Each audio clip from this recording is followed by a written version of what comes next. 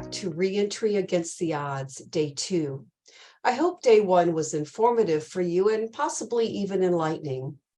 To update those of you who were unable to attend on Day 1, our project is funded by the California Workforce Investment Board through their accelerator grants. This is our second accelerator project. Both projects have two principal components, a research component and a pilot program. The research is intended to demythologize registrants through learning and public education. The pilot program is for us to learn how to more effectively serve job-seeking registrants. Both projects have culminated in a public summit to share what we have learned. On Day 1, we heard from our legal expert on registrants, Janice Bellucci, whose law practice is dedicated entirely to serving and advocating for these individuals. Ms. Bellucci conducted her excellent sex offender registration in California training, which provides basic information about the history of the law as it pertains to registrants, what we know about them, and very important information about California's new tiered registry. The registry now allows some registrants to petition to be removed from the registry rather than having to register for life. Of note, currently 5,000 petitions have been filed, of which 3,428, or about 69%, have been granted. But 43,000 registrants who are qualified applicants to apply have yet to do so. This is one reason why it is so important to be knowledgeable about what is happening currently in California with registrants. Ms. Bellucci's presentation was followed by a presentation by the registrants themselves. Key takeaways included about their unique challenges, which includes a fear of having themselves known to the public because of the registry. This fear showed itself in that all three registrants who participated on the panel asked that their faces be blurred during the segment. Their fear is not exaggerated. Their faces and addresses can be found on the public registry, which can be dangerous for them, for any family member or friends who live with them, and can result in the loss of their jobs. During our first grant, we learned about an employer who knowingly hired a registrant. But when his coworkers discovered that he was on the registry, they demanded that he be terminated from the employer, even though the employer said he was a great employee, and he was terminated. This year, we heard from a man who we are calling Jay. Jay has been out of prison for 27 years, so the 7-year history of his criminal record does not come up any longer in some situations. But it does come up during credit checks and affects his ability to find housing. Another main theme from this year's registrant panel was the need for what some registrants call righteous therapy. By this, they mean that they do not think that the therapy that they now receive helps them heal, in part because they do not feel safe to share what they are going through so they can rehabilitate. Today, Day 2, promises to be another interesting day. Our project researchers, Drs. Barrera-Castanon and Murillo, will present the key findings from their research. Current research about registrants is inadequate, and that which can be done can be difficult to find or to access. This deficiency is one reason why it's difficult to educate the public about the realities of these individuals, which then allows the myths about them to permeate and become the public's perception about them. These dynamics contribute to the fear and an unwillingness by some to work with them. Changing these dynamics is at the heart of our project. Our final presentation today will be from the Ahimsa Collective, a project which works to respond to harm in ways that foster wholeness for everyone. What a great mission. And please know that the presentations from both days of the summit will be available to be viewed on our website at www.friendsoutsidela.org. So I hope you'll learn and enjoy this afternoon, and I will see you once more before the end of the day. Thank you.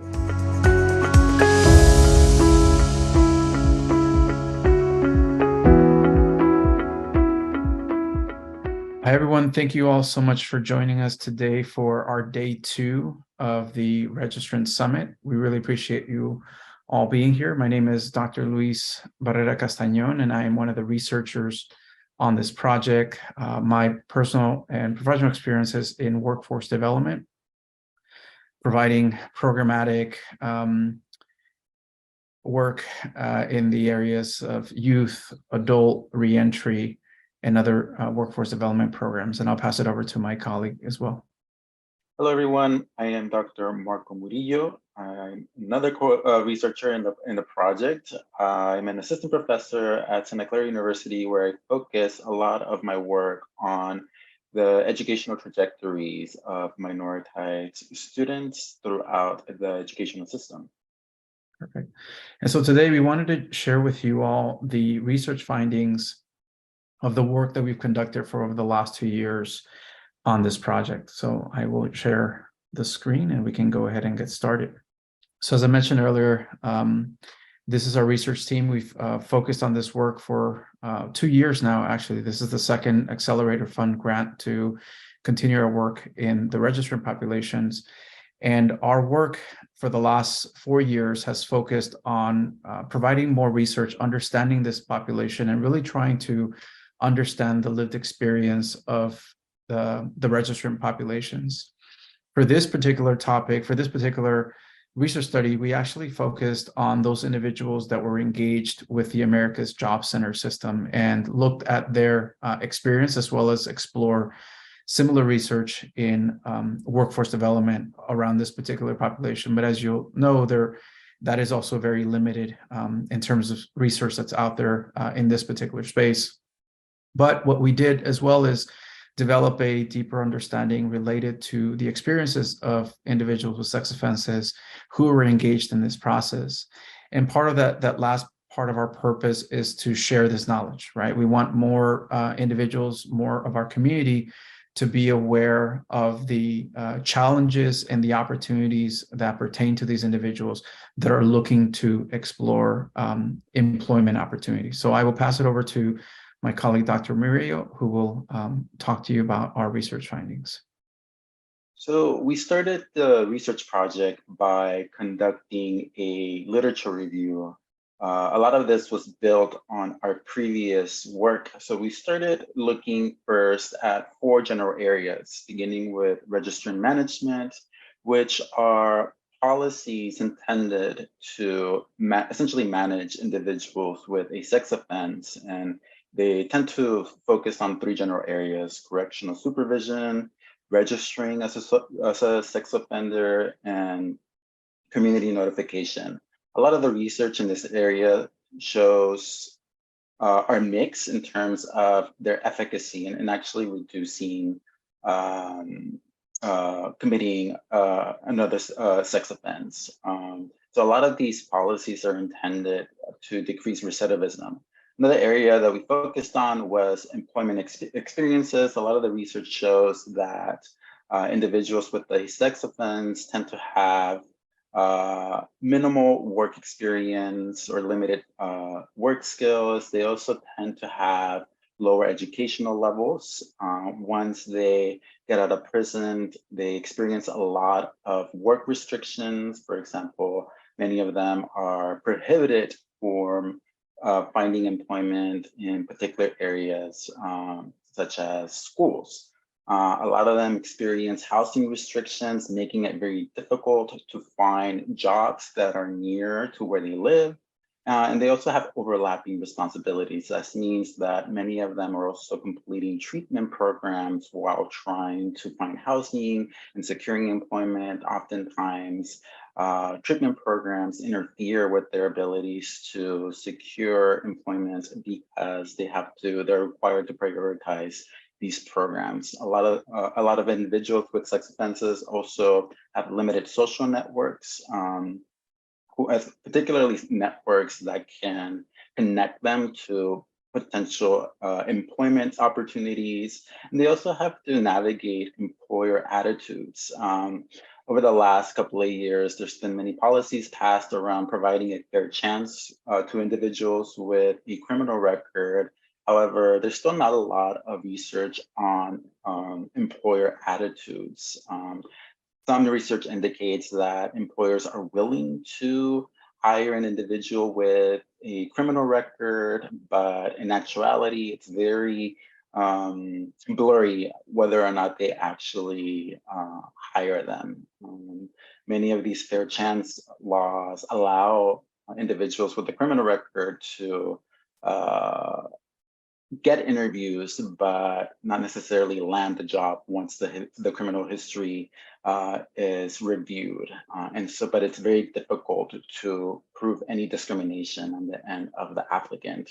They also deal with a lot of stigma. So a lot of individuals with a sex offense are automatically thought as being sexually violent, being rapists, and so they are judged pretty harshly by society. Oftentimes they fear for their well-being in the communities that they reside in. And so it makes it really difficult for them to also build a network. And a lot of the programs that are created to support individuals with a criminal record oftentimes exclude individuals with a sex offense. And a lot of these programs tend to be focused on reducing recidivism, not necessarily focused on helping them find employment. There are a few programs that are intentional about creating a network of support to hold individuals accountable, but also show them that they care, right? So they are examples that are a little bit more focused on restorative justice and really seeing individuals as a whole person as opposed to a criminal. In terms of this project, 41 interviews were conducted between December 2022 and January 2023.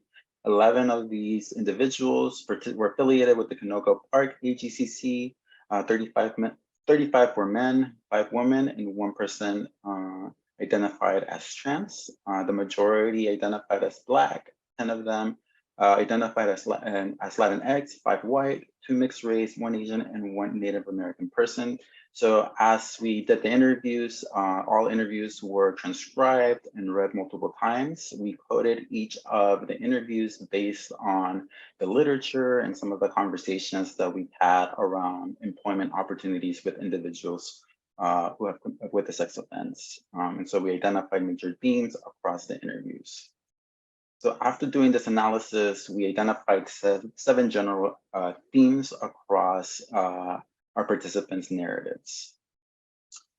First, we highlight how difficult it was for our participants to secure employment. The majority, most of our participants mentioned that they had difficulty securing employment. Although not everybody, there were some who were able to find secure employment relatively easy. They mentioned that the background check was a particular barrier for them to land a job. Many of them mentioned that getting interviews wasn't necessarily that hard, but when after the employer conducted the background check, they didn't really hear from them again. Many of them also referenced other identities that could potentially limit their employment opportunities.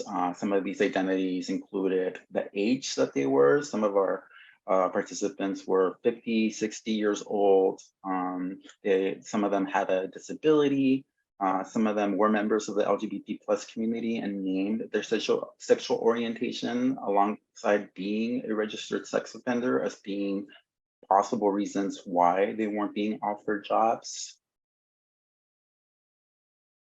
In terms of their AJCC one-stop work source experience, in general, our participants had something positive to say about their interactions with the centers, in particular because this were services and resources that were intended to help them find a job.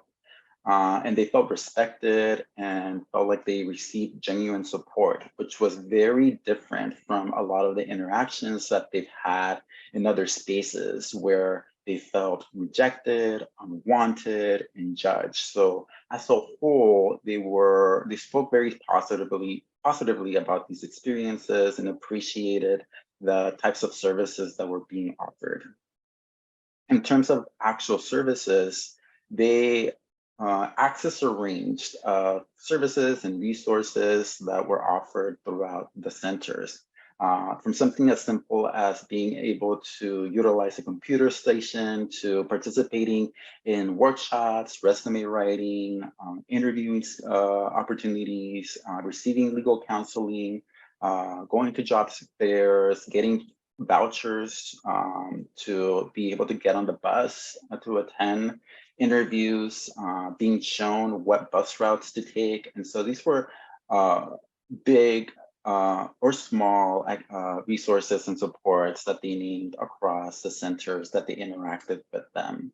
However, they did note that them being a registered sex offender wasn't something that readily came up. They were very hesitant to share their status with staff from the center, just because they felt a lot of anxiety about revealing their status based on their histories of feeling judged and unsupported by other members of society. So many of them shared that, or very few of them actually shared that they had revealed their status to a member from staff. So in terms of negative experiences, the One Stop Center is that they did note some challenges and frustrations.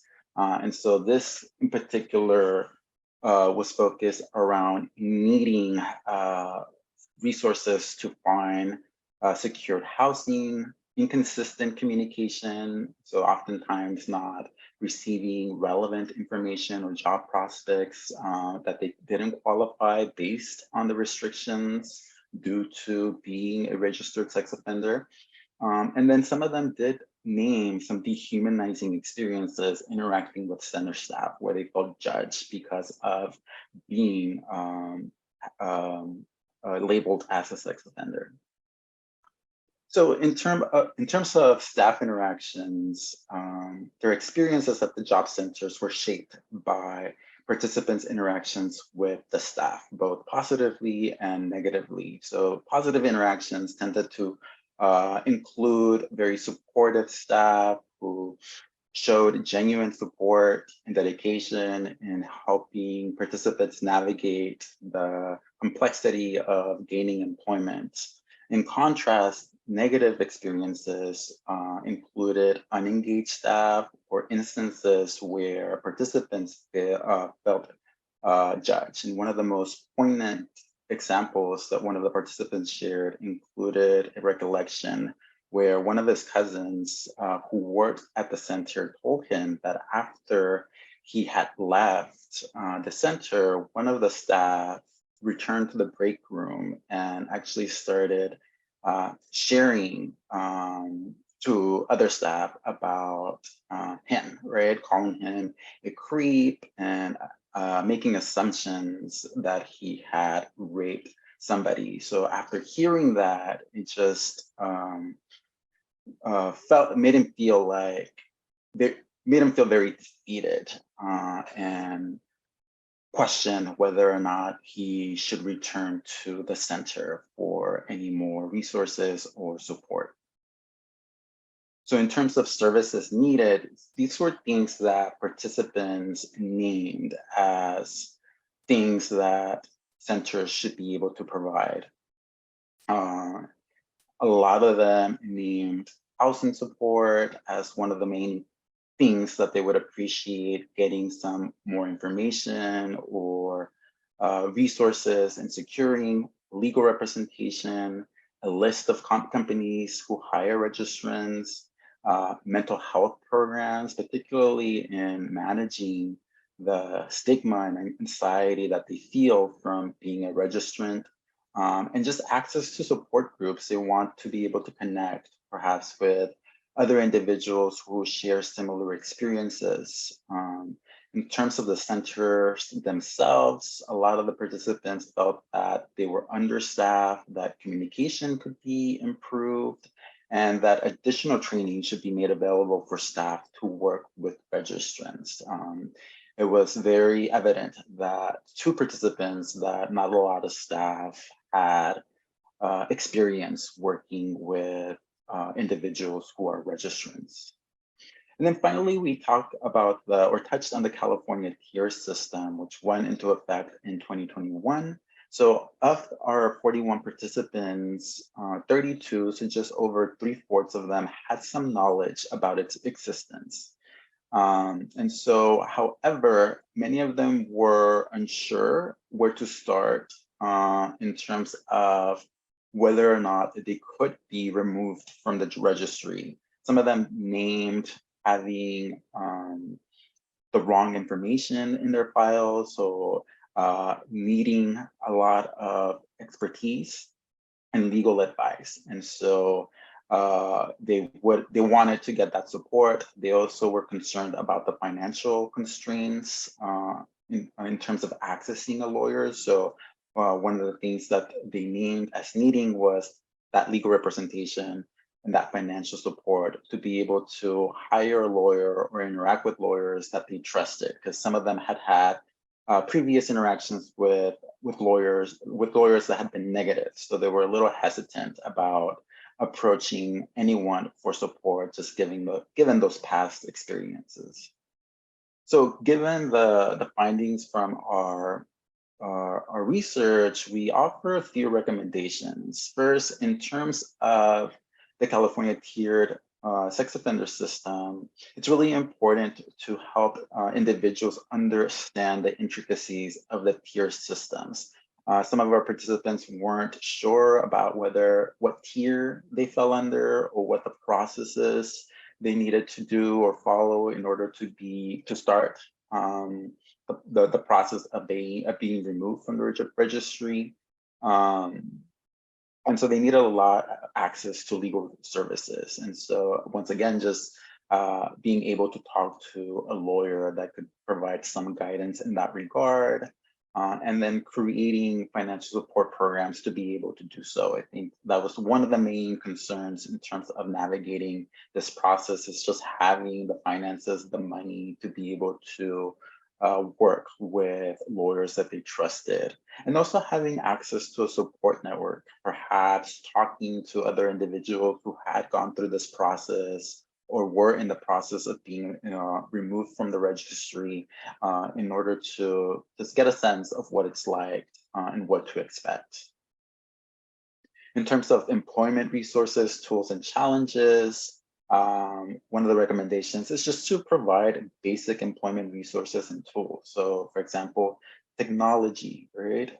Developing their resume and interviewing skills. So a lot of them talked about just needing those types of things to refresh, to be up to par to where things are now in terms of technology needs and navigating employment opportunities, because many of them had not been able to look for jobs or been employed for at least a decade or more.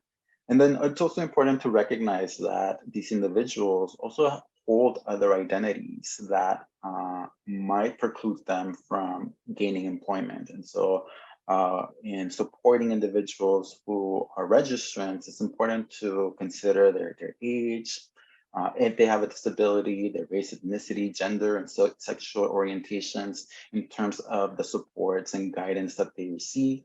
And it's also important to help them build networks. And so the few participants that had employment, many of them were able to secure it because they had a friend or they knew somebody that was able to connect them to a job that would hire them. Or they also had a lot of knowledge in terms of their restrictions. And so they only focus on the types of jobs that they would qualify for. It's also important to encourage participants or individuals to participate in complete certification training programs. A few of our participants talked about being very excited to complete some of these programs and to add these programs to their resume. And they appreciated that the centers were able to provide the finances or the vouchers that they needed in order to cover the cost of these programs. And they find them they found these very helpful in terms of feeling like they would be able to secure employment in the future. So thank you, Marco, for sharing those recommendations. I'll finish up with the recommendations and talk about the America's Job Centers and the career services received. So one of the recommendations that we have for this work is to continue to educate and train both frontline staff and case managers at the AJCCs about this particular population and individuals with sex offenses. I think, and it was shared during the first day, but there is a stigma around this population as perceiving to be monsters or some sort of threat. And the reality of the situation is that there are a variety of different offenses in California, sex offenses in California. And so really training the staff to understand the differences in those offenses and knowing that those offenses vary and those individuals, the experience of individuals varies in that way is really important. The other recommendation around this is to really focus with staff on recognizing the unique needs of this particular job seeker. This particular population, when they're on parole, and some individuals can be on parole for 20, 23 years at a time, while others are on parole for 5 years. It's just important to know that while individuals are on parole, they have certain restrictions that they must adhere to. If they do not follow those restrictions, then they are could be in violation of their restrictions, and that sends them back into incarceration. And so some of the restrictions include having things like a specific curfew or having to wear an ankle monitor that can't be wet, right? So when you're looking at these individuals, really understanding those unique challenges and opportunities that they might have so that those job seekers have access to jobs that pertain to their restrictions. And if you need to know what those restrictions are, you can just ask the job seeker. They know what their restrictions are, and they can point to you as to what they can and cannot do. So for our centers and our America's Job Centers, we definitely want you all to engage with this population and understand more so about them and their unique needs. Again, going to the specific programming elements, this is a very unique population under the reentry umbrella. And as I mentioned just in the last bullet, their unique restrictions, especially under parole conditions, is particular to this population. So really being intentional about programs and services that are provided to this population that keeps those things in mind would be very helpful, as well as how to work and treat these individuals. These are individuals that for the most part are in fear or have anxiety over their particular their particular title, because there are individuals that have access to their names and they have access to their addresses. And so understanding that part of this work and this population would make those programs that much more unique to this population. The other piece is providing mental health support services that really address the challenges of securing employment and managing stress of this stigmatized population. For this population, they do have access to mandated services, health services, mental health services and supports. The only challenge with that is that some individuals feel that they're not able to share and fully utilize those mandated services, because those services are communicated to law enforcement. And so there's always a fear of disclosing too much. There's also polygraph tests that these individuals need to take while they're going through this containment model mental health services. So having access to additional mental health services would be an added benefit to these individuals and their successful reentry. And then one of the huge pieces of challenges for this population is their housing insecurity. Most of us, especially those that have a background, after 7 years, those backgrounds some of those background elements don't show up in certain backgrounds or even credit checks. But for this particular population, credit checks triggers if someone has to register on the Megan's Law website.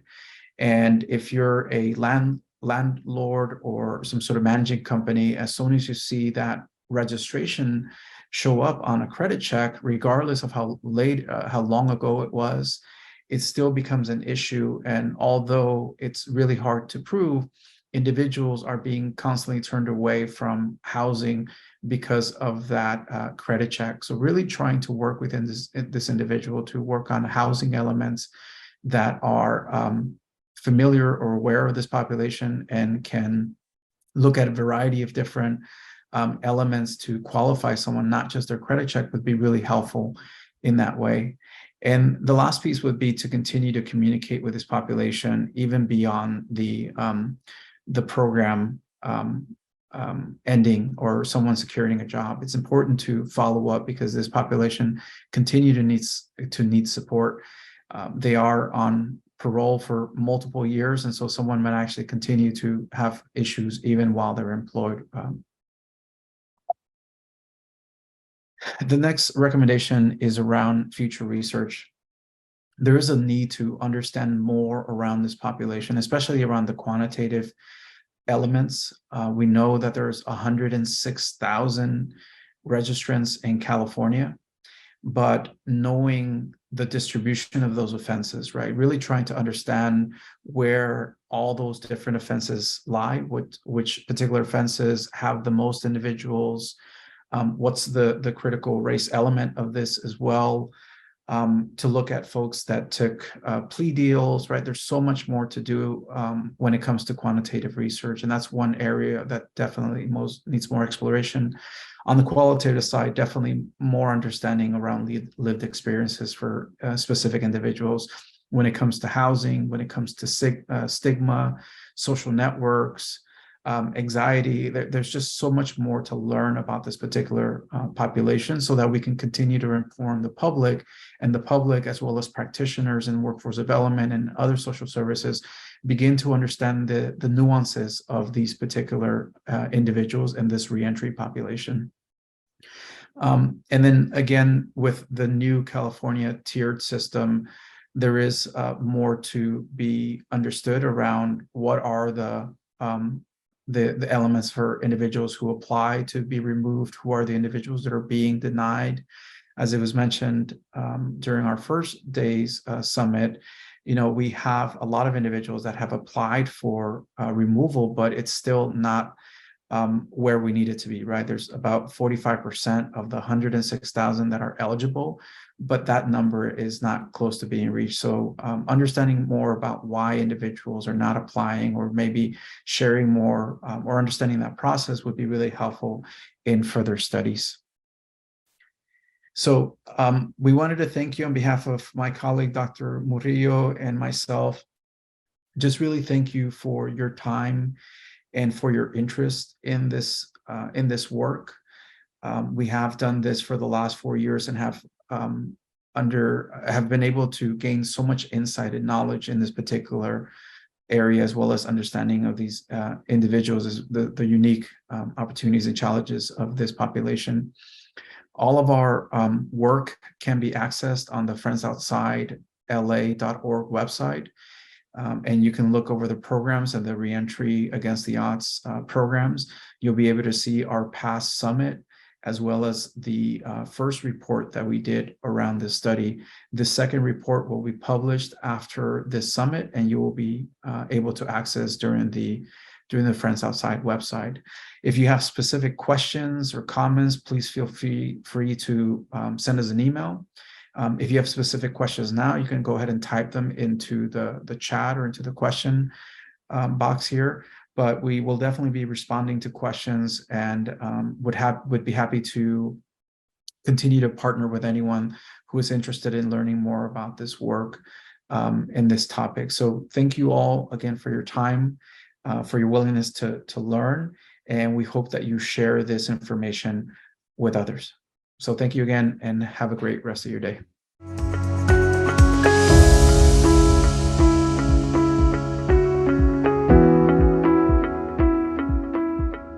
Welcome, everyone. My name is Maya Dinola. I am a licensed clinical social worker with a specialization in forensic populations.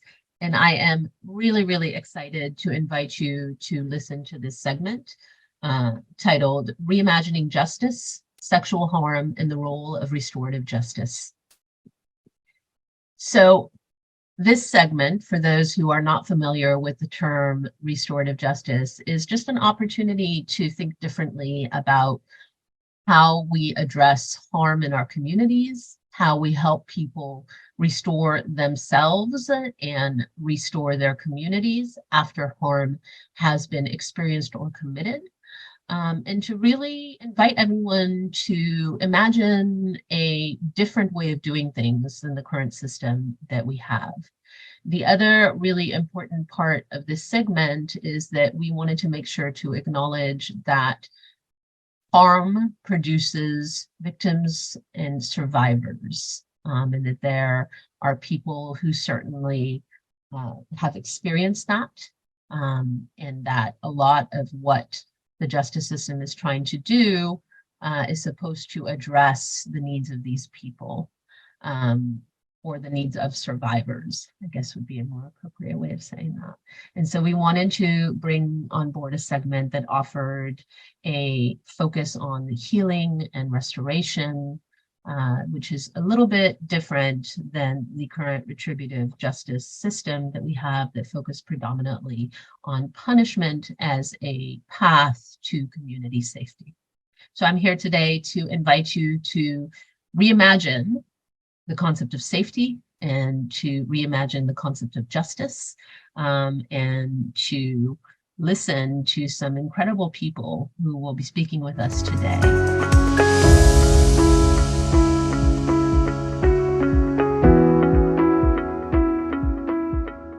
So welcome. Really excited to have you here and to participate in this conversation. So I'm so curious, since you are one of the founders of this amazing organization, Ahimsa Collective, how did that come about? How did you decide to use restorative justice in the context of sexual harm? Yeah, that's a great question. So I'm a survivor of child sexual abuse. And, my own desires of wanting, I never wanted the person that did harm to me to necessarily go to prison or, have these really horrible punitive responses. I really just wanted to know why and hoped that they found some healing and got some help. I went through my own journey of healing. I went through my own trajectory, and I came to really realize that my healing is not dependent on anyone else's suffering. And I'll say that again, because I think it's huge that my particular healing as a survivor of sexual harm is not dependent on someone suffering mass incarceration in a very specific way. But what I would want is accountability and remorse and actually healing for that person and to stop and interrupt sexual harm for others. So those are my desired outcomes. So starting Ahimsa, the Ahimsa Collective was really kind of taking a step back and saying, like, well, if we're really going to stop sexual violence, then everyone has to be involved. Survivors have to be involved. People who've done sexual harm have to be involved. And we have to start to really shift and create a culture where we can see sexual harm as another harm, as all the other ones, that where people have the potential to be accountable, to be remorseful, to heal, without being kind of pigeonholed and just labeled as monstrous perpetrators, sociopaths, deviant people that don't have any capacity for redemption. I think that's been a narrative we've created because we don't know how to really approach sexual harm, people who've done sexual harm. I wonder if you could just elaborate a little bit for people listening, right? How does that kind of work? Yeah. Right. Say a perpetrator comes forward or a survivor comes forward. What happens? It's a deep process of working with both parties separately to be able to come into the room, where the survivor is able to really say what they need and what they want, and the person who's done harm is truly able to express accountability and remorse, understanding sort of parts of their lives in a more deeper way. That's a whole process. Sonia, what might you say to somebody who's maybe hearing about this for the first time or has limited knowledge and is considering whether or not this is something that they want to be involved in? Either as a perpetrator, a survivor, or maybe a service provider, who's working in this population and would like to gain some more knowledge. Yeah. I mean, I think it's to question everything and take your time.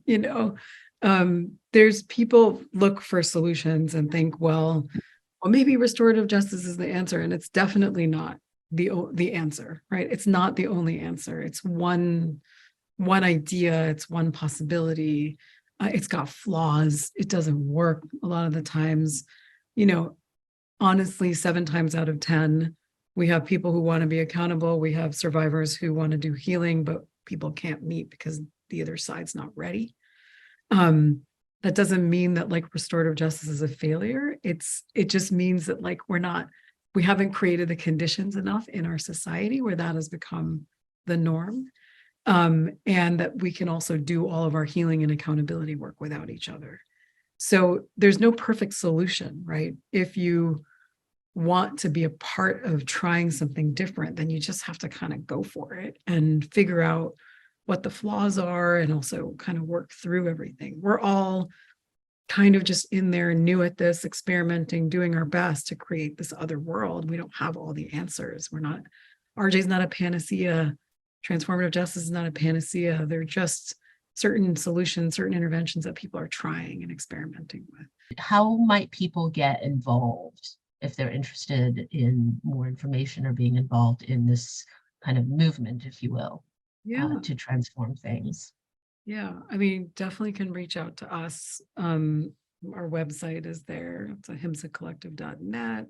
We have a contact at ahimsacollective.net and just sort of ask what you're looking for. And we can try to point you in the right direction, or maybe you'll be involved in what we're doing.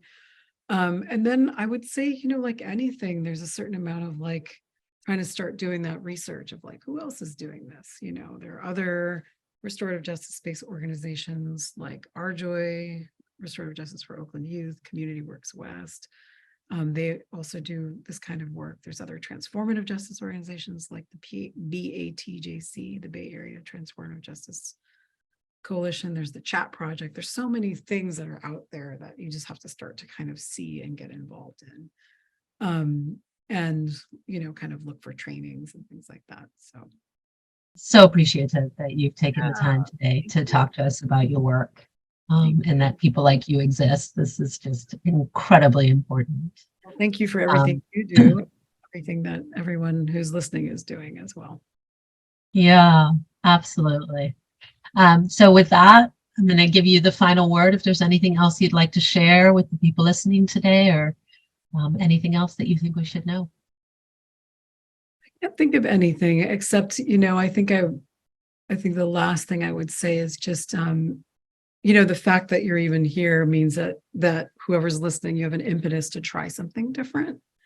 And I like to call that like the restorative impulse. Like you just have an impulse that something else isn't working. Let's try something new, and just sort of respect and honor that impulse. And that impulse is a win for all of us to whatever that looks like, whether it ends up being a different kind of therapy, a different model of social work, a different model of reentry, whatever it is. I just want to sort of validate all of our sort of restorative impulses to show up and be something like this. So beautiful. I love that. A call to honor your restorative. Yeah. Beautiful. Okay. Well, Sonia, thank you so much for your time. It really has been a pleasure. And I'm really looking forward to having a lot more of these conversations. Thank you so much. Thanks. Yeah. So Jane, instead of me talking about who you are, would you mind introducing yourselves to the viewers and everyone at the conference and telling us a little bit about yourself? Yes, certainly. My name is Jane Piper, and I am currently living in Canada. I am a rape survivor that had an experience back in 2003. So it'll be 20 years this summer, actually, that I was raped and assaulted in Los Angeles. Within my experience, it's like I said, it's been it'll be the 20th anniversary this summer on August 21st. And I am in the process of writing a book about my experience. So I'm sort of surrounded in my head anyway.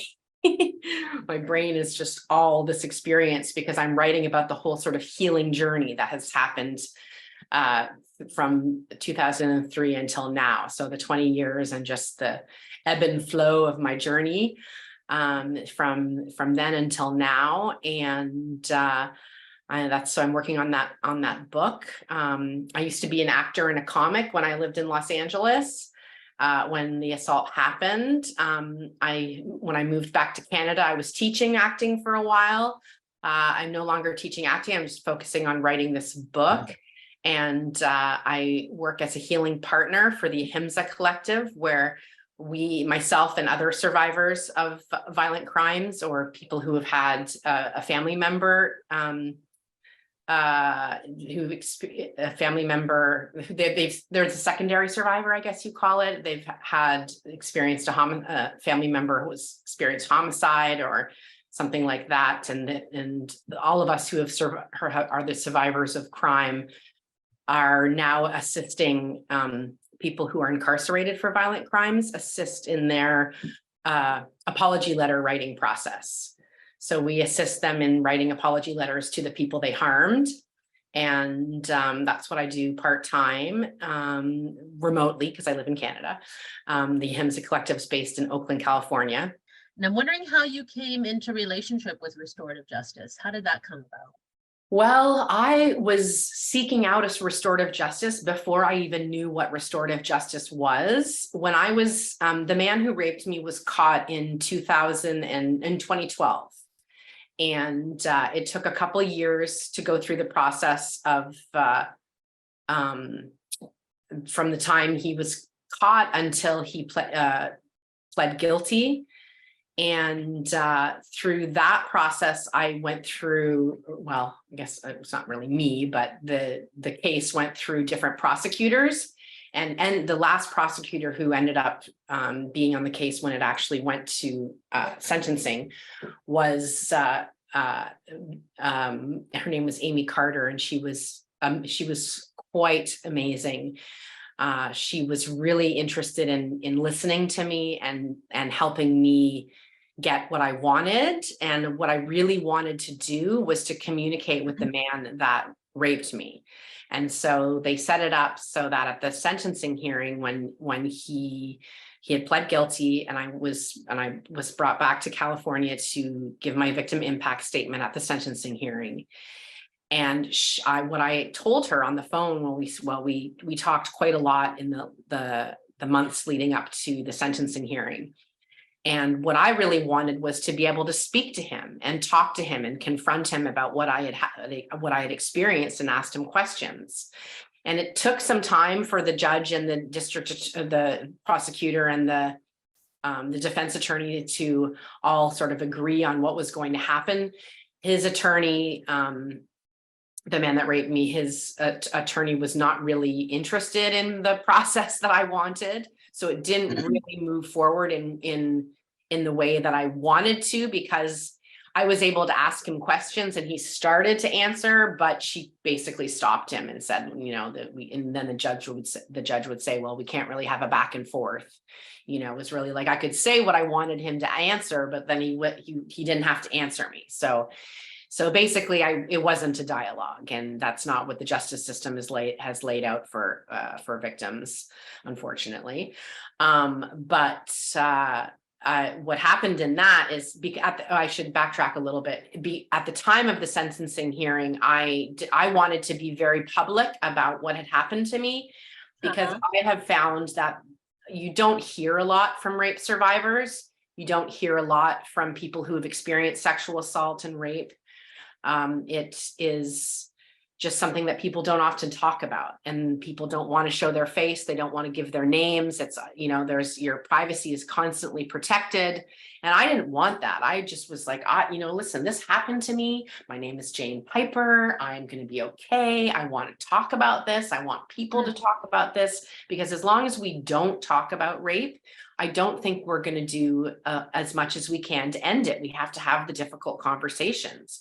We have to really speak and name the violence that we've experienced in order to have the hard conversations. And so what I did was, my friend Karen, who had been a publicist at one point, she had a lot of contacts in the media, and she essentially just sent out a press release for the sentencing hearing, and it said who I was and what I'd experienced, and that I was going to confront the man that raped me.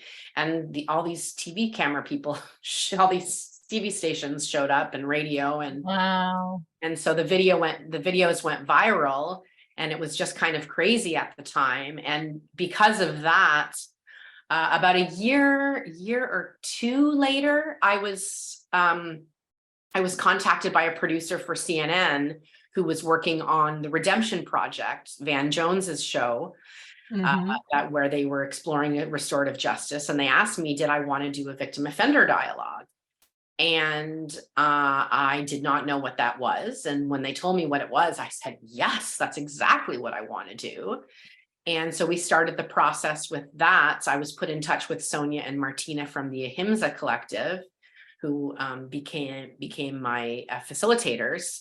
And we started the process of doing a victim offender dialogue, or a VOD, how we refer to it. And unfortunately, it didn't work out too well with the man that raped me, because he's just not ready to be accountable yet. I wrote him a letter, and we wrote letters back and forth for a while. Unfortunately, he ended up being a little inappropriate in the last letter I received, and his language was not right towards me. And so we just decided that was not the avenue to take. And Sonia came up with the idea. She said, would you like to do a surrogate victim offender dialogue? And once again, I said, I don't know what that is. And basically what a surrogate victim offender dialogue, although they don't use that term anymore, now they're calling it healing conversations. It was essentially having a healing conversation with someone who commits essentially the same sort of crime that was done to you. So for me, I spoke with a man who had commit rape and was in prison for rape. And he was in a workshop that the Ahimsa Collective does, the Realize workshop. And he shared his story with me. I shared my story. This was all in a circle at the prison, at Valley State Prison, where they were doing the workshop. And I sat in the circle, and I shared my story, and he shared his story, and I asked him questions, and he asked me questions, and we talked to each other. And then we opened up to the circle for questions, and everyone else asked questions to both of us. And it was incredible. And another thing that happened that touched me even more, because it was one-on-one as opposed to being in the group. I met a man that day in the prison. He was in the workshop. We just spoke throughout the day, and he was able to answer a lot of my questions that I had. It turned out that he had done pretty specifically. I was raped in my car, and that's what he had done to different women. And he basically just answered my questions about his background and where his life had been at, why he had done what he did, why he got to a place where he commit violence. And he was able to answer so many of my questions. And not only that, after I shared my story, one of the things that I say when I share my story is that I really would like to hear the man who raped me. I'd like to have an apology from him at some point. I've never received an apology from him. And I'd really like to hear that. And so this man who I met in the group, after I shared my story, he came up to me afterwards and he said, I know that I'm not the person that did this to you, and I'm not that man, but I just want to tell you I can be a surrogate for you, and I will just want to tell you I'm really sorry. And it just gave me, I had chills. It was an incredibly moving moment. And it honestly, the whole day changed my life. And so just to clarify, it sounds like a lot of this work is being done while people are still incarcerated. Yes. But basically they bring survivors in to share their stories so that the people inside can learn about victim impact. And just, often a lot of people have never spoken to victims and have never heard what, except for in the courtroom setting, where often they're still in denial. If they're not pleading guilty, they're still adamant that they didn't do it, and they're not really open to the healing that can take place once they're at this place where they're facing what they did. And it's the people that I've met who go into prison to share their different stories are just amazing people, survivors of different crimes. Often someone who has a family member that was victim of a homicide. And it's just beautiful people just sharing their stories in order to heal and to help others heal. There's mutual healing that takes place. That's what I love about it so much, is there's this experience that happens, and it's just me and the man that, the only person that knows what happened to me is me and the man that raped me. But by opening myself up to hearing the whole experience, I'm allowing myself to hear from other people who commit something similar, and I'm able to get the whole story. And by feeling that wholeness, there's healing that takes place, and it's so powerful. And I just love it. Like I said, I look for these these experiences of surrogacy. I in meeting different people who were incarcerated for for different violent crimes. It's by meeting them and talking to them and hearing their story and sharing my story and feeling that we've been through something similar. There's just healing that takes place there. And it brings me joy. It's such a weird thing to say, but it really is a joyful experience.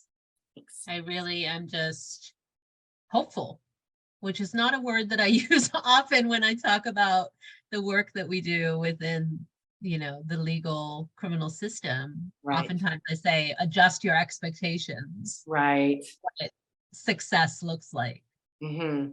But this concept of restorative justice and the work that you and your colleagues are doing, it just gives me hope that things can be different, that there is an actual end at some point to violence and to harming others. I would love for more survivors to find out about this process and to have faith in themselves that they can go through it, because it's a powerful thing.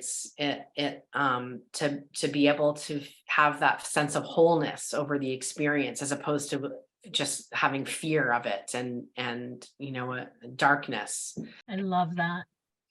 Absolutely. And thank you for centering those who do survive these experiences and giving them, right, also hope that you don't have to be stuck.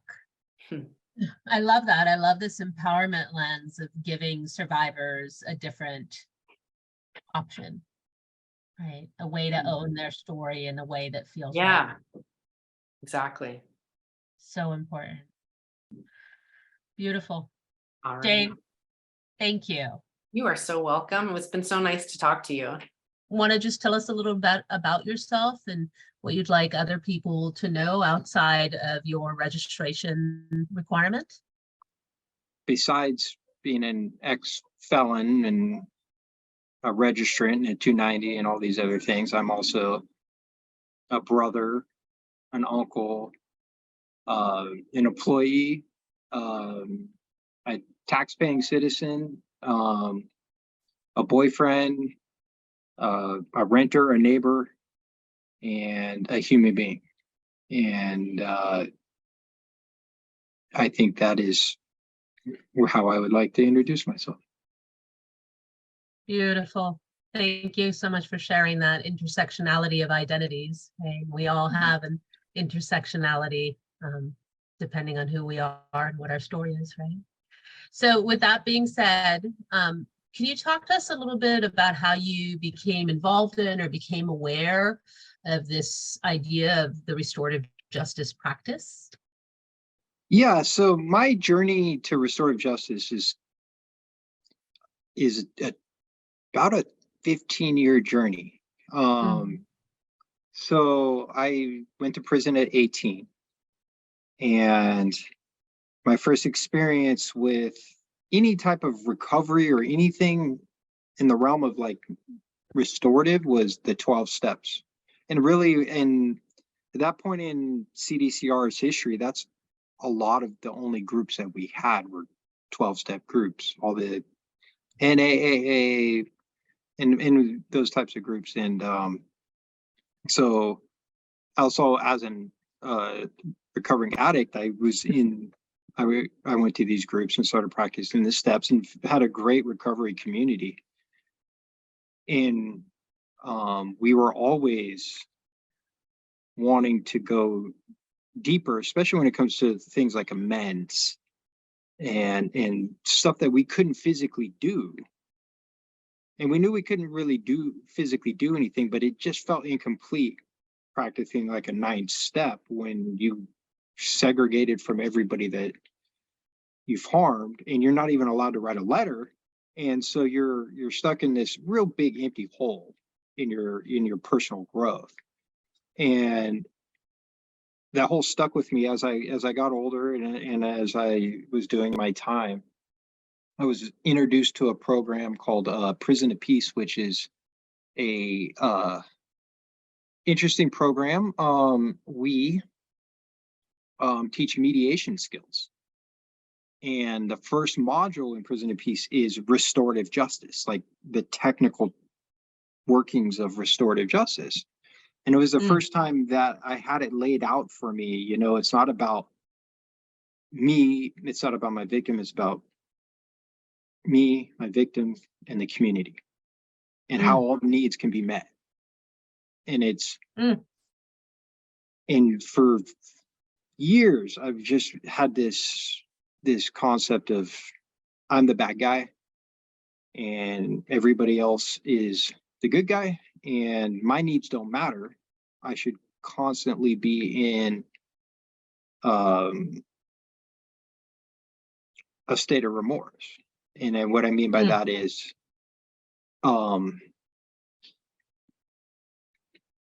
you don't have needs because you did something wrong. And that was never sat, never really sat well, never fit right, and it doesn't promote actual healing.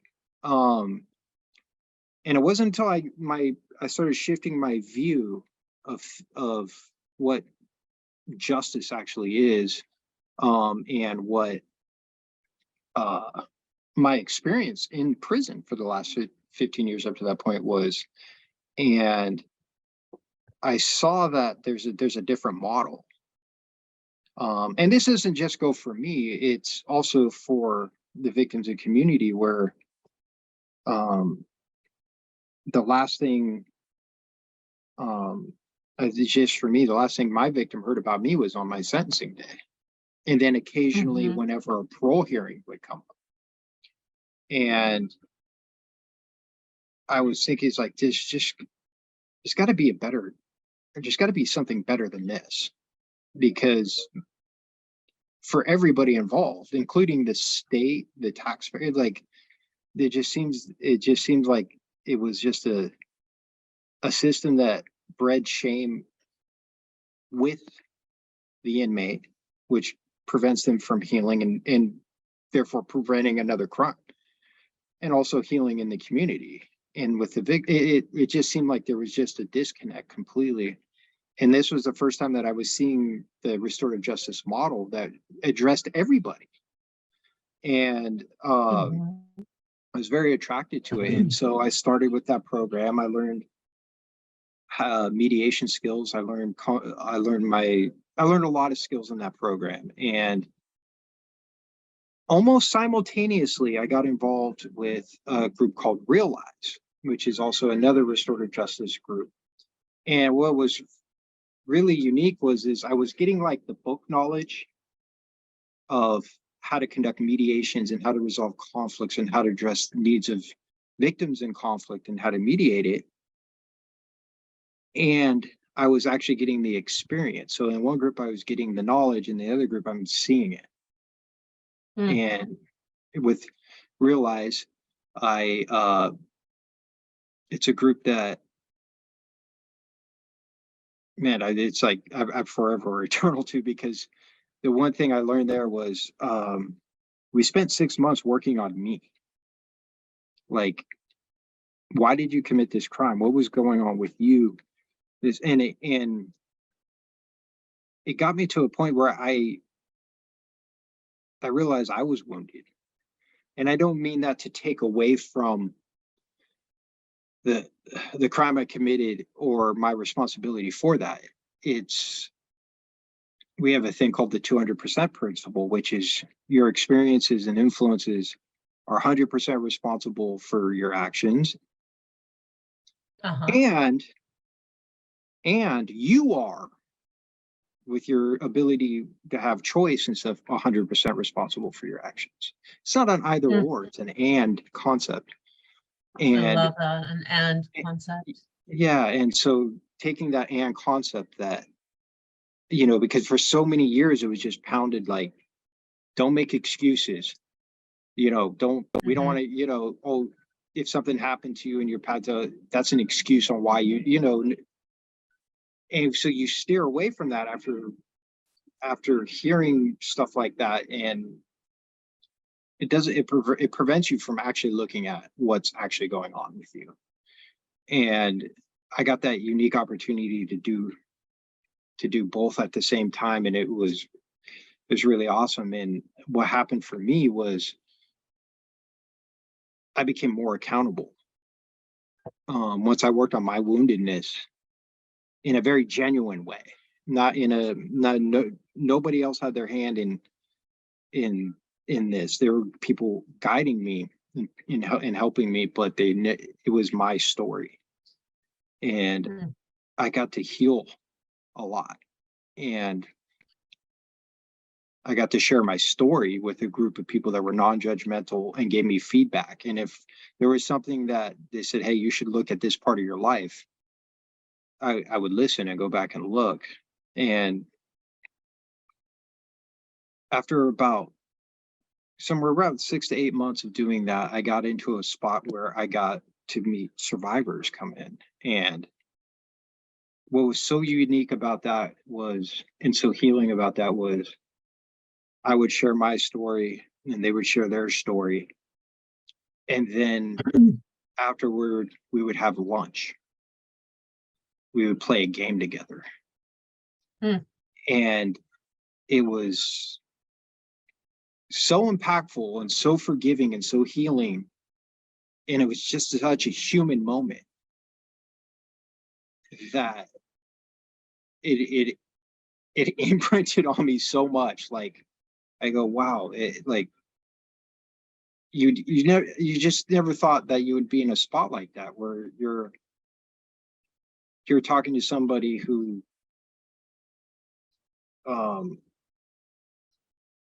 been through so much pain because of an action or a type of action you caused.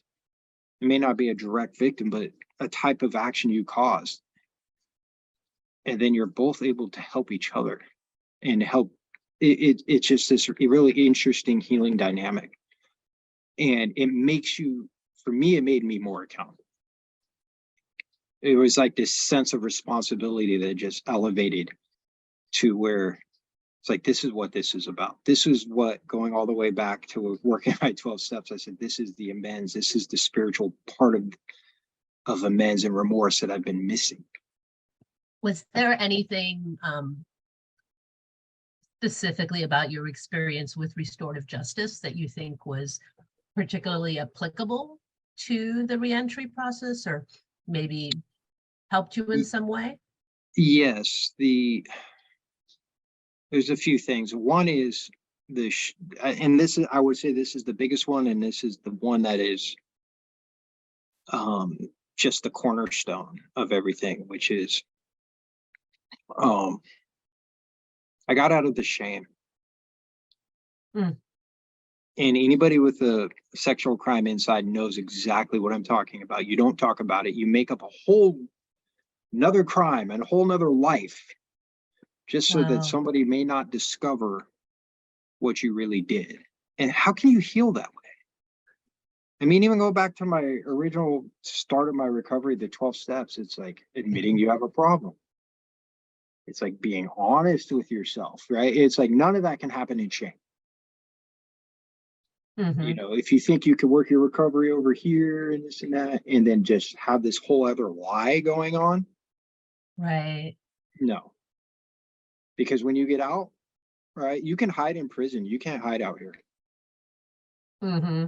You're on the internet. You have to, one of your parole requirements is you have to disclose to your potential employer.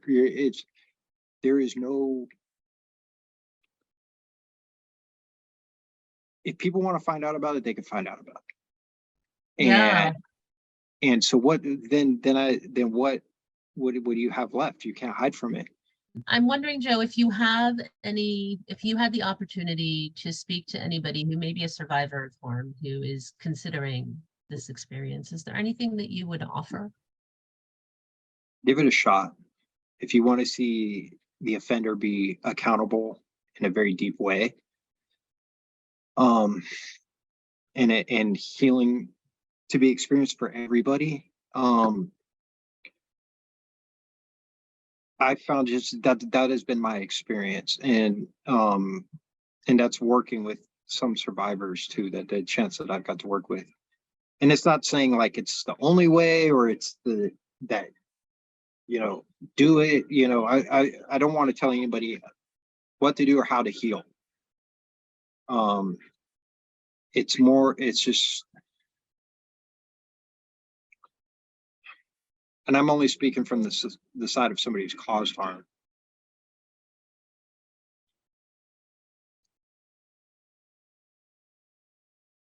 The drive for me to keep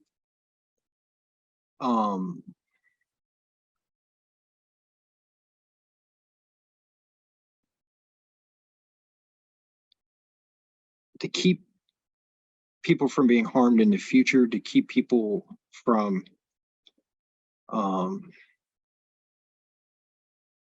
pain,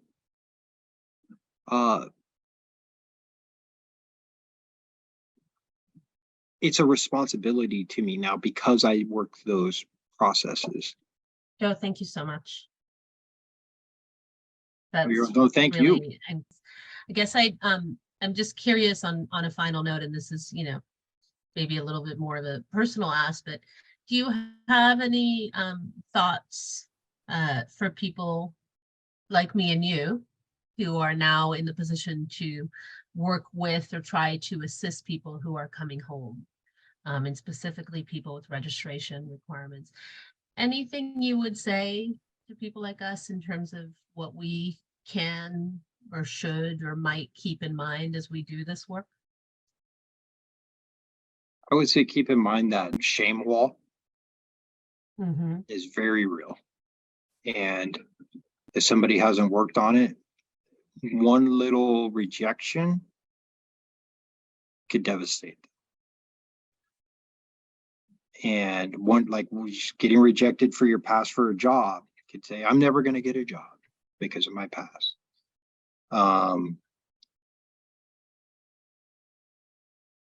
Also, the individual,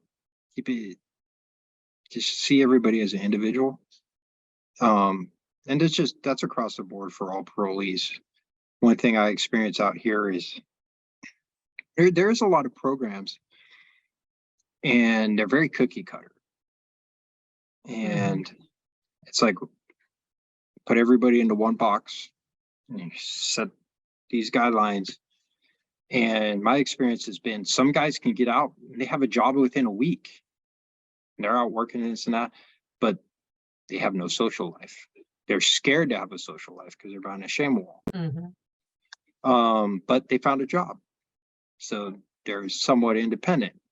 Other people can't find a job, but they're out having social life with their family or their spouse or something. And then some people are like, don't want to get out of their room. I was in a transition home when I first came out. There's people, they want to leave their room. And everybody's different. And how everybody comes back out to society is the same. So I would say shame wall is keep an eye on that shame wall, because it's a good, the bigger that wall, the more rejection is going to affect that person. So for a provider to just be aware of that. Yeah. And then the just individual, some people have families, some people, there's just so many factors, right? And some people are like, everybody's an individual. I really like this trifecta that you've kind of spoke on, for a provider to really be aware of how powerful this shame wall can be in helping someone to maybe develop the skills that they would need to get beyond that. And then the power of community, right? Of knowing that there is help and there are other like-minded people out there. And finally, that really keeping in mind for those of us who are maybe not as educated, that there's a big variability in, pathways to committing harm in who the person is before and after. And of course, in the variety of offenses that are subject to registration. So I think I would like to add one thing with that. And it just came to my mind as we were talking, was restorative justice is a very human experience. And that's where a lot of the healing comes from, is rediscovering your humanity. You're no longer a CDCR number. You're not a guy wearing blue. You're Joe, who committed this crime for these reasons, who now understands why he did it and wants to try to help, wants to try to make things better. And whatever that looks like, however I can, right?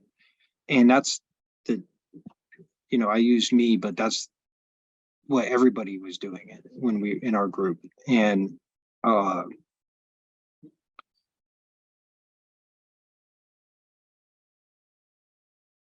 just treat people as a human, not a sex offender, not a parolee. I mean, though that's, we do have those categories, and we have to accept those categories, and they're there for a reason. But fundamentally, I'm a human being. But I do want to give you the opportunity to have a last moment. If there's anything at all that you would like to share. Do what you got to do to get over that shame.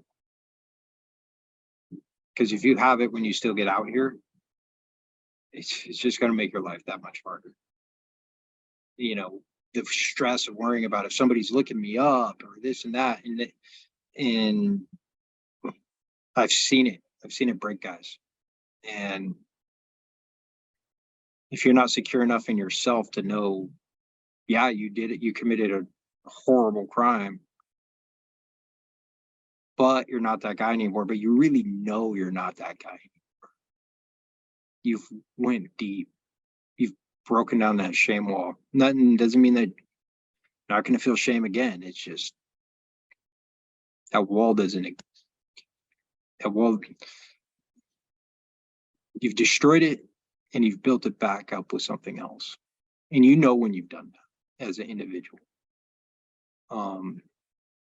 And I would just say, guys, be honest with yourself if you've really done that. And I'm not saying just so you can get a job. It says you can survive out here, make it. Everybody's gonna have different challenges, and life is challenging for everybody out here, and more so for you. And I don't want to scare you, but I'm trying to keep it real. And at the same time, there are people here to help. There are people who will accept you. You know, it's not all bad. Right. But the only way you'll know it's not all bad is if you have the courage to get over that shame wall and just be you. Past and all. Welcome, Craig. Really excited to have you here today. Talk to us about your lived experience. I think you're going to really bring us a really interesting and unique view as someone who can really speak to both sides, as someone who has survived harm themselves and someone who has also in their own experience been responsible for harm and currently has a registration requirement.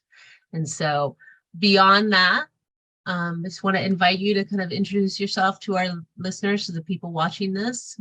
What, if anything, would you like people to know about you outside of the requirement to register? It really is an honor to have this opportunity to share my experience around causing sexual harm, right?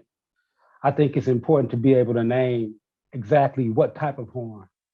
So, Thank you. because if we're talking about harm, like I can go on and on based on my lived experience of the harm that I've experienced, but also moreover the harm that I have subsequently caused. So I want to be clear. We'll be referring to the sexual harm, correct? Yeah, thank you very much for that clarification. I really think that speaks to your experience that you would make that distinction. Right. Yes. So hey, I'm here. I'm an open book. Today I'm open. I'm honest. I'm vulnerable. I've had the opportunity to look at my childhood experiences, and I've been able to come to terms with my behavior patterns, which isn't to say that I don't take responsibility. I take full responsibility for the crimes that I've committed throughout my life. But I think it's important to say that hurt people. Mm-hmm. Right? Absolutely. Yes. And so I can tell you from my experience that all the harm that I ever caused first occurred to me in the early portions of my life, pre-teen years. Yeah, I hear you. And I think it's important to understand that, I'm not blaming the reason of my offending, causing harm on the harm that happened into my life. But it's important to understand that I personally believe like those are motivating factors which led to my offending, right? And I say this because I never had an opportunity to process being sexually molested as a 6-year-old kid, for instance. So I think it's important to understand that by not having an opportunity to talk to anyone, to share with anyone my experience of such harm as a child and going through life, just acting out in violence, acting out in repetition, the same things that happened to me. I think it's important to understand that. Mm-hmm. But so again, I'm an open book. Any questions you have, I'm open to sharing them with you. I'm curious, I'm wondering, I guess, if this is what led you down the path of restorative justice, or if you can talk to us a little bit about how you became aware and why you made the choice to get involved in a restorative justice process. So I know that's part of your experience. Okay. Well, this will actually be a full circle moment here. So I was having this this dissonance about going because I didn't want to talk about the victimization. So I went to the yard and worked out, but I'm still wondering what's going on with restorative justice. So I go back and I shower, and I decide to go to the forum, to the symposium. So it's like 12 o'clock. So I walk in the chapel, in the Catholic chapel, and I'm walking down the center of the aisle. And people are sitting in pews, but they've formulated circles, right? Using the pews and folding chairs, right? So there's like 6 or 7 circles, and I sit inside a pew, and one of the inside facilitator, a man in blue, he invites me into the circle. So I go into the circle and I sit there. As soon as I sit down, they hand me a talking piece. And so I didn't know what to do with the talking piece. I'm like, they said, well, you can pass. So I passed the talking piece. And by the time the talking piece came back around, I was open and honest about the crimes I committed for the first time in 27 years at that point. It was just something about the sacredness of that circle that spoke to me and compelled me to be truthful. And so in that moment, it was the looks of empathy as opposed to judgment on the looks of the women inside my circle that had an impact on me. And one of the women that was inside my circle that had an impact on me is actually Sonia Shaw. So that's the full circle moment right there. Indeed, indeed. And I will tell you that after that Restorative Justice Symposium, I'm wondering if there's anything else that you want to share about what it is that you've gained from restorative justice. If I'm hearing you correctly, it sounds like it was restorative justice that kind of opened the gates to these experiences, improvements. I don't want to put words in your mouth. Yes, without a doubt. Like restorative justice practices was the foundation. Empathy, accountability, and amends. So there's empathy, there's accountability, and there's amends.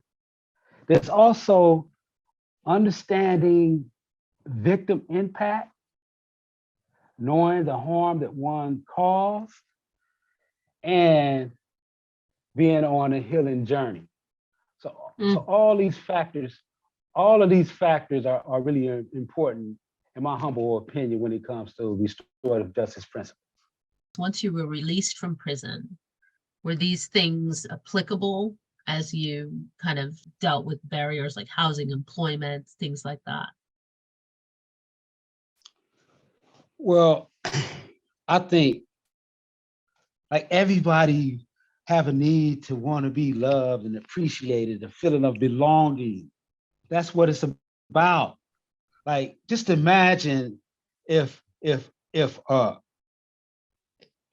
I can come to a world where there weren't ostracization. I mean, here it is. I'm willing to hold myself accountable for the harm that I've done, and I've done the work to understand, like, why, like, what motivated me to do what I did, and by me understanding that also lets me know why I won't ever do it again, because now I know, because I know of the harm I caused, and I never want to cause it again. So I had an opportunity. To look at it, but I want to tell you. But in order to get to that place in my life, first, I had to go within. I had to go and I had to look inside, and I had to learn what empathy was for myself.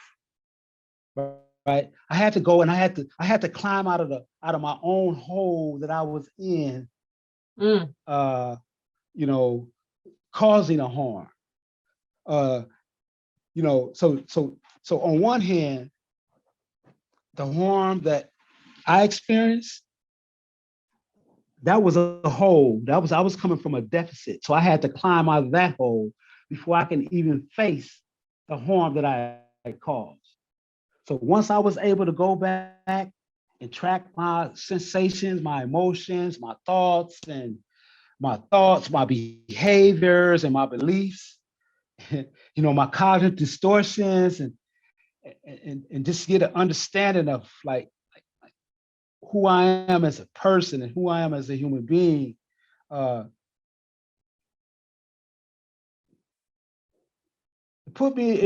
humbled me. It humbled me. So once I was able to understand what it like for me to feel that hurt and pain, then I was able to understand and empathize with the pain that I caused others. Because throughout my life, nobody never showed me any empathy or compassion. I'll have you know that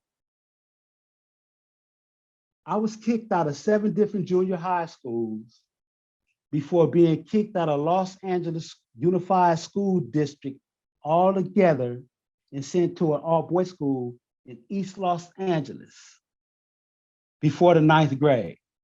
And 1 month after that, I ended up in camp.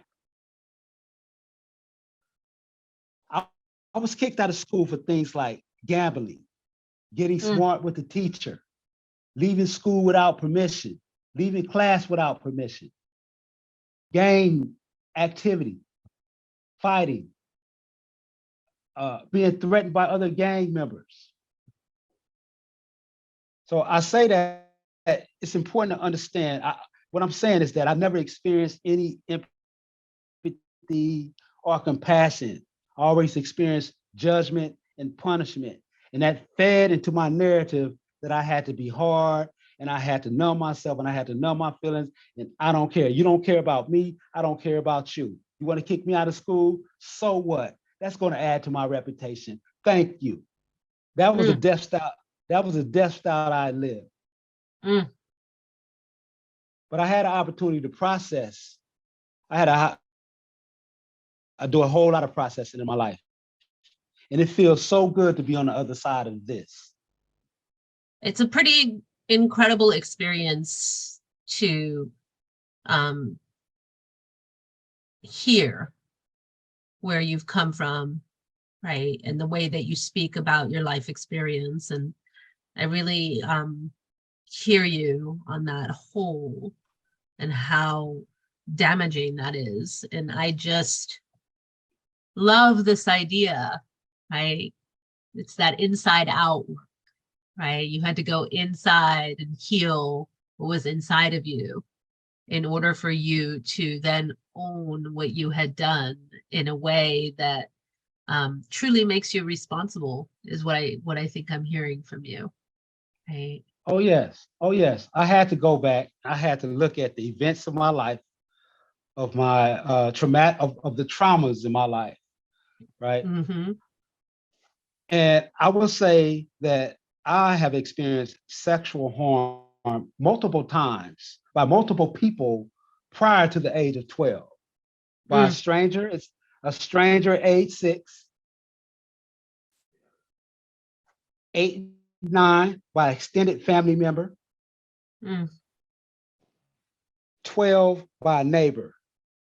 And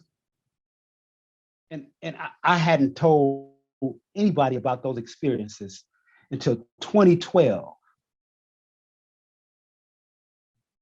I hadn't processed them. I hadn't understood them. All I know is that I was angry. I was afraid. I was fearful. And I had to survive. I had to survive my environment by any means. Because I had been victimized. I thought that it was okay for me to victimize others. Yeah. They done it. That was normal to me. Yeah. And it sounds like you said, you had no community around you and nobody there to help you process the experience and understand what was happening or understand how to respond to it appropriately. You were a child, and heartbroken for you that that was your experience. But I do want to say this. I understand, right, that I had a choice. I had a choice no matter what happened in my life. I had a choice to not go out and hurt anybody else.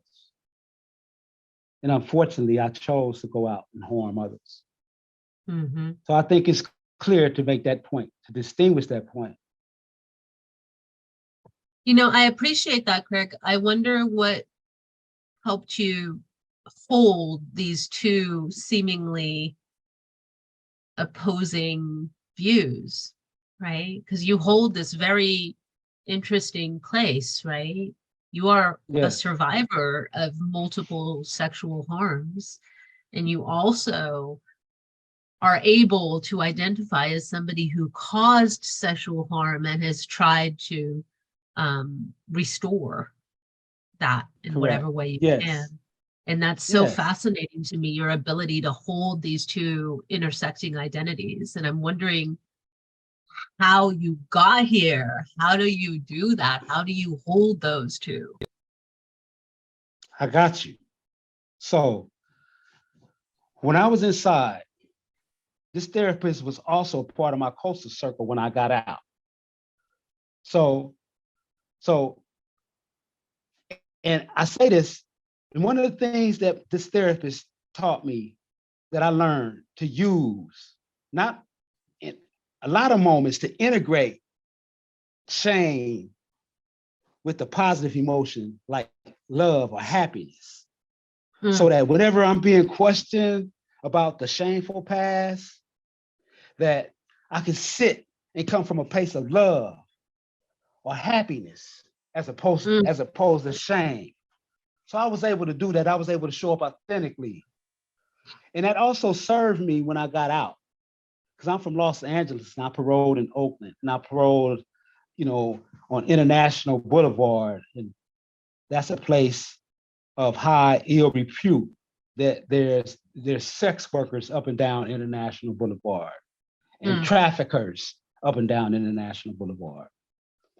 So I had this fear of going outside of the transitional house that I was at. But I told myself, and I was waiting for a friend to come and drive and take me to the lake so I can go running. But I told myself after 2 weeks of being out, I'm not going to live in fear. So I integrated the fear with freedom and joy and happiness.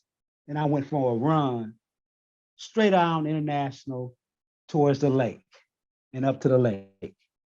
And so for me, learning how to integrate negative emotions with the positive emotions served me well in many ways in my life today. The theme that really has come up and is really something I'm hearing loud and clear is this narrative about shame and how important it is to have facilitated spaces for people to work with shame, to incorporate it, to find ways to manage it, to bring it out of the dark, so to speak. Yes. That seems to really shift something. Yeah, because shame plays a part, like I believe, in everyone's lives. As human beings, people experience shame. And I think that for the most part, like when we talk about sexual violence or sexual harm, it's something that has been going on for years. And it's like people want to sweep it under the rug like it doesn't exist. And whenever it comes up, oftentimes it brings up a lot of anger. But underneath the anger is a secondary emotion. There's other emotions underlying the anger, and oftentimes it can be shame. And so when you have feelings of shame, when a person may have experienced sexual harm and don't even realize they experienced sexual harm, right, in society, right, and to hear someone else talk about sexual harm when they haven't had an opportunity to process the sexual harm that they don't even know they have, right? Shame may come up, anger may come up, blame may come up, pointing the finger at may come up. You see? So, so I think it's important to be able to, like, it's a difficult subject to talk about. It goes without saying, there's so much taboo when it comes to talk about sexuality.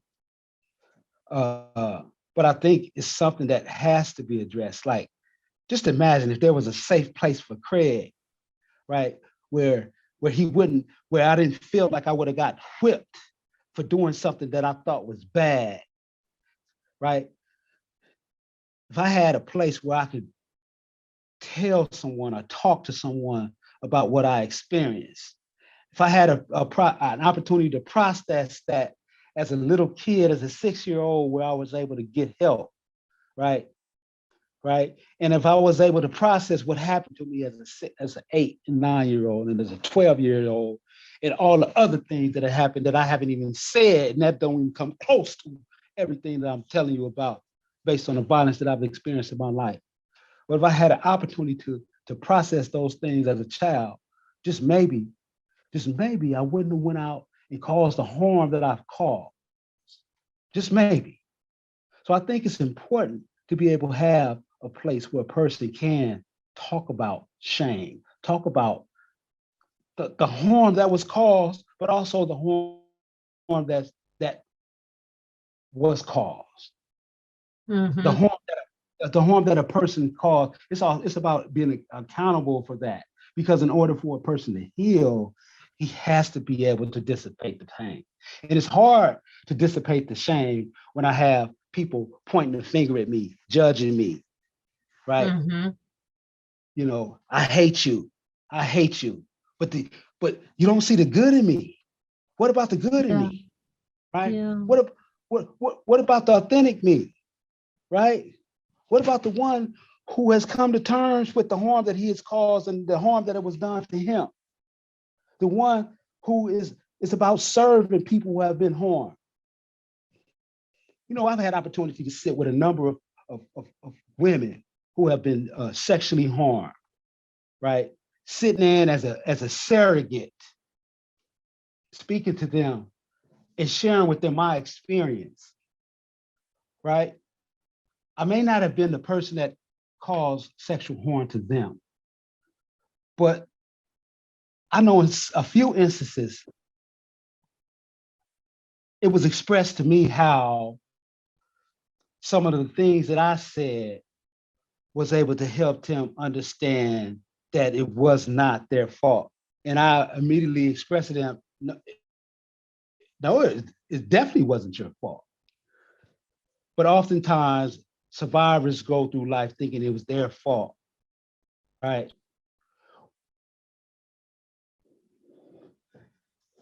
And they want to know why. Why?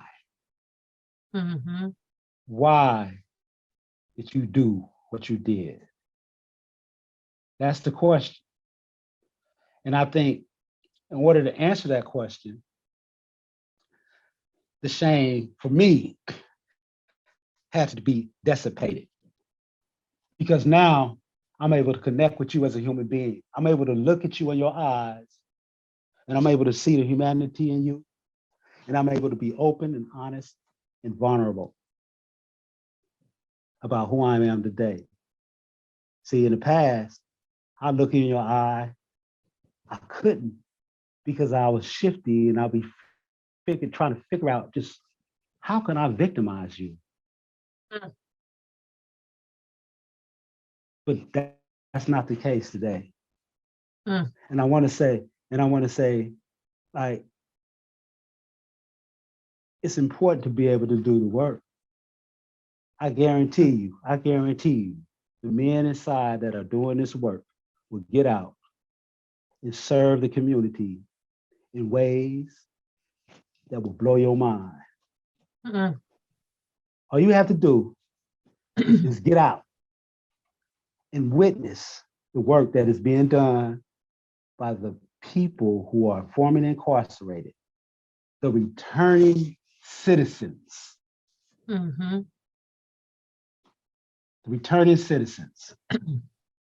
Well, you know, Craig, this is another theme along with shame that I see come up a lot in this work, which I really appreciate, which is that, you know, there is something about the experience of being pushed to better yourself if you make the choice to do that, right? That can produce extraordinary outcomes, right? You're better adjusted than many people who have been here outside their entire lives, right? As you said Yes. yourself, right? It is a series of choices, right? You made a Mhm. choice at 13. You made another choice when you committed the harm that you committed. And you made a choice that day when you walked into that restorative justice symposium and sat down in that circle, right? That's true. And so Yes. life is a series of choices. And I made a choice to show up here today. You sure did. And I am immensely grateful. You have such a, you know, special intersection of life, right? And it's so important Yes. for people to hear, for all of us to hear these stories and to learn from people who have this incredible lived experience of having survived extreme harm, in this case, extreme sexual and other kinds of harm, went on to perpetuate that harm and have come back full circle. As you said, it's a full circle moment. Come back full circle to do the work of restoring, right, the harm in their communities. And so I'm really appreciative that you made this choice to be here with us. And speaking of full circle, remember earlier I said hurt people hurt people? You sure did. Hurt people hurt people. Heal people heal people. Okay? I love it. And Yeah. check this out. Check this out. Free people free people. And there you have it. Yeah, There you have it. you have it.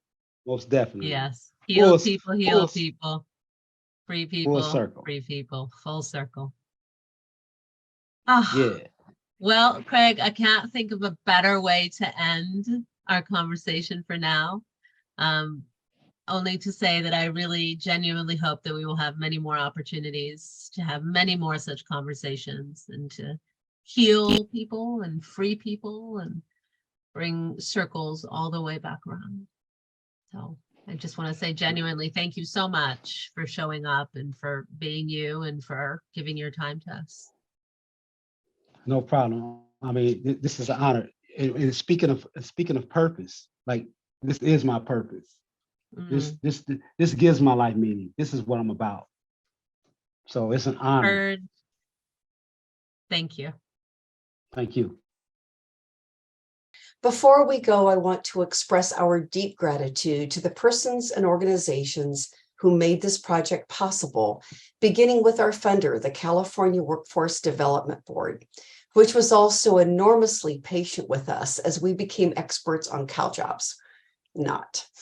We have also greatly benefited by our partnership with our technical assistants through the Accelerator Grant, Amanda Geary from Pathways Consultants and John Roberson III. Thanks to the summit presenters who gave of their time to help us plan and present their segments today and this past Tuesday. I want to especially thank the registrants, without whose voices the project would have been much less powerful and informed. Their courage to tell their stories is impressive and appreciated. I have very much enjoyed working with Dr. Barrera-Castanon again.